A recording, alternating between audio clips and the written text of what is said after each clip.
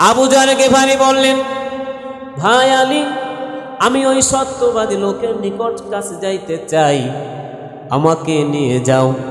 আমার মন ছটফট করতেছে, আমি সত্যবাদীকে একবার দেখতে চাই। আল্লাহ রাব্বুল আলামিন যার উপরে কিতাব নাজিল করেছেন, ওই কিতাবের প্রতি আমি ঈমান আনতে চাই। জোরে বলুন সুবহানাল্লাহ। হযরত আলী রাদিয়াল্লাহু তাআলা আবু যর গিফারিকে আল্লাহর নবীর কাছে নিয়ে গেলেন। যাওয়া মাত্রই বসে পড়লেন। আবু যর গিফারি রাদিয়াল্লাহু তাআলা আল্লাহর নবীকে জিজ্ঞেস করলেন, কে, কোন পথে মানুষদেরকে আহ্বান করেন, কেমন ধর্ম আপনার? পয়গম্বর সাল্লাল্লাহু আলাইহি ওয়াসাল্লাম তাওহীদের কথা, রিসালাতের কথা বলে দিলেন।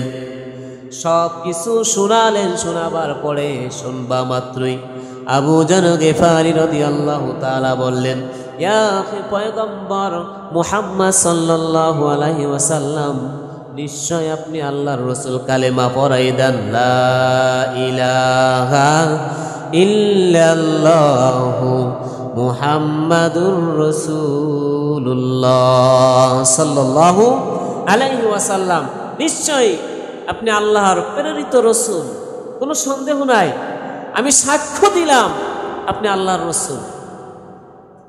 কালিমা পড়াই দেন, আমি আপনার কালিমার প্রতি ঈমান আনতে চাই। আল্লাহ রাব্বুল আলামিনের পক্ষ থেকে আপনাকে যে কিতাব দিয়েছেন, সেই কিতাবের প্রতি ঈমান আনতে চাই। আমানতু বিল্লাহি, আমি আল্লাহর প্রতি ঈমান আনতে চাই। ওয়া মালাইকাতিহি, ফেরেশতাদের প্রতি ঈমান আনতে চাই। ওয়া কুতুবিহি, কিতাবের প্রতি ঈমান আনতে চাই। ওয়া রাসূলিহি, আমি রাসূলের প্রতি ঈমান আনতে চাই। ওয়াল ইয়াউমিল আখিরি, আমি আখিরাতের প্রতি ঈমান আনতে চাই। ওয়াল কদরি, আমি তাকদীরের প্রতি ঈমান আনতে চাই। ওয়া শাররিহি মিনাল্লাহি তাআলা, ভালো এবং মন্দের উপর ঈমান আনতে চাই।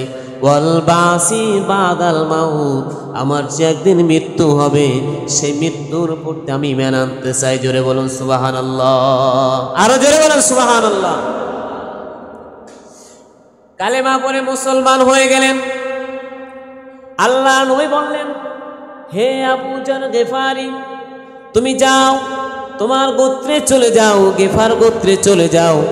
মক্কার কাফেররা যদি জানতে পারে তুমি কালেমা পড়েছো, মুসলমান হয়েছো, তাহলে মক্কার কাফেররা তোমাকে ভেদর মারধর করবে, তুমি চলে যাও। আবু যর গিফারি রাদিয়াল্লাহু তাআলার ঈমান এত জাগ্রত হলো, এত বিশ্বাসী হলো যে আবু যর গিফারি রাদিয়াল্লাহু তাআলা বললেন, আমি গোপনে চলে যাওয়ার জন্য ঈমান আনি নাই।